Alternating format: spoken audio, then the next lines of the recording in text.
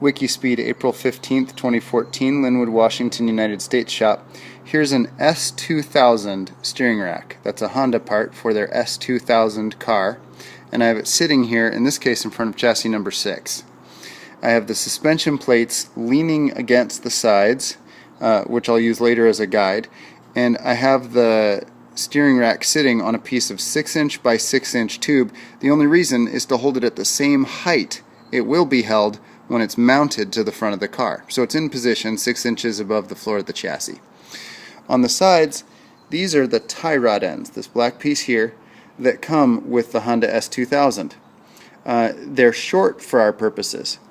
These are the tie rod ends from a 2006 Honda Civic EX Coupe.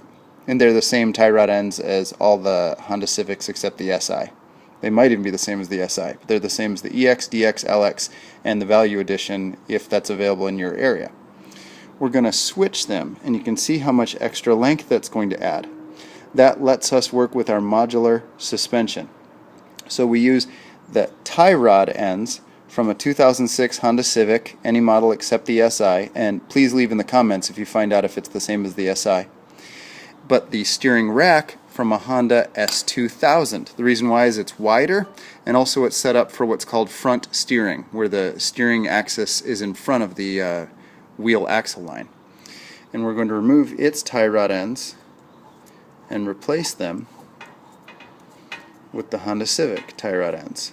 Now there's a lock nut here. This is the lock nut. It tightens up against the back of the tie rod to keep it from coming, to keep it from over rotating. Now once these tie rods are in place, they won't be able to rotate anyway because they'll be pinned by this end into the suspension. So they won't be able to rotate off.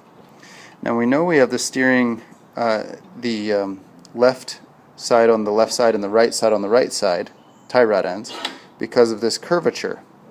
This curvature points forward towards the front of the car, and the front of the car is the end with a steering rack on it.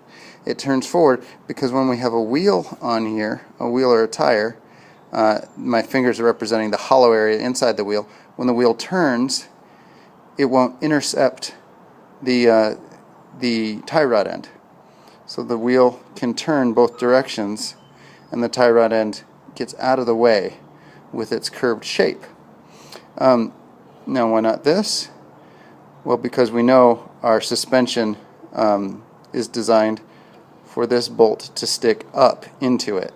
Now you can actually make your own modular suspension and change the orientation, in which case you'd reverse the left or the right and the left tie rod ends, so that instead of this, which would intercept the wheel early, you wouldn't have as much turning radius, to here, and you can switch the ends.